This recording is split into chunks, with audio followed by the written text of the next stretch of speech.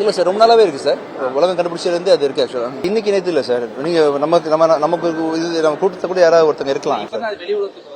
இல்ல இல்ல சார், ரொம்ப நாளாவே இருக்கு சார். பல நாட்களாகவே வந்து ஒரு சிகரெட் பிடிக்கிறது கேள்விப்பட்டிருக்கீங்களா? ஆக்சுவலா அதெல்லாம் கூட ஒரு போதை பழக்கம் தானே. ஆக்சுவலா அது ரொம்ப நாளாவே இருக்க தான் செய்யுது. அதோட சின்ன எக்ஸ்டெண்டட் வெர்ஷன் தான் நீங்க சொல்ற மற்ற பழக்கங்கள் எல்லாமே. அது வெளியே வருது. அது இன்னும் ப்ரூவ் ஆகல இல்லையா? ஒருத்தர் குடிச்சிருக்காங்க, என்ன உண்மை என்ன எதுன்னு தெரியாது. அது போலீஸ் விசாரணைக்குள்ள இருக்கிறதுனால அவர் குடிச்சாருன்னு உறுதியாக சொல்ல முடியாது. ஆக்சுவலா இப்போ விசாரிச்சுட்டு இருக்காங்க, அவ்வளவுதான். அப்படிதான் நான் நினைக்கிறேன். அந்த மாதிரி டைட்டில் தான் கிடைக்குது.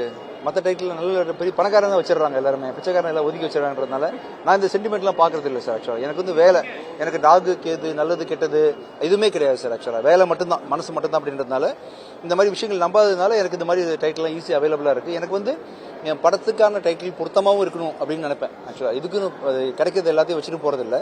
அப்படியே பிச்சைக்காரன் டைட்டில் வைக்கும்போது அந்த கதைக்கு அதை விட பொருத்தமான டைட்டில் இல்லைன்றது நான் பரிபூர்ணமாக நம்பினாலையும், கொலைகாரன் படத்துக்கு கொலைகாரன் டைட்டில் வந்து ஆப்ட்ன்றதுனாலையும் தான் அந்த டைட்டில் நான் சூஸ் பண்ணேன். எனக்கு ரொம்ப தப்பு சார். போருன்றது யார் பண்ணாலுமே தப்பு சார். இவன் வந்து உட்காந்த இடத்துல இருந்து ஒன்று அறிவிச்சிட்டு போயிடுறான். நான் சாகுறது வந்து பொதுமக்கள் தான் அப்படின்றதுனால.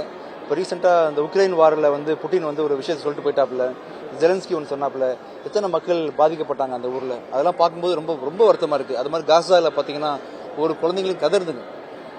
எனக்கு வந்து ரொம்ப கஷ்டமாக இருக்குது. இப்போலாம் தான் கடவுள் எங்கே போயிட்டாரு நம்ம கோவம் வரும் எனக்கு. அது வந்து போருன்றது, நீ போர் அறிவிச்சியா, நீ போருக்கு நீ வந்து அறிவிச்சுட்டு நீ போய் சண்டை போடுறதா இருந்தால் போர் ஓகே. இல்லைன்னா நீ ஒரு இன்ஸ்ட்ரக்ஷன் கொடுத்தவன மற்றவங்க போய் சண்டை போட்டு அவங்க குடும்பம் அழிகிறது, நாட்டு மக்கள் அழிகிறது, பொதுமக்கள் பாதிக்கப்படுறது, இந்த மாதிரி விஷயங்கள் எல்லாமே கண்டிப்பா வந்து கண்டிக்கத்தக்கது. செய்திகளை உடனுக்குடனும் துல்லியமாகவும் தெரிந்து கொள்ள சப்ஸ்கிரைப் பண்ணுங்க.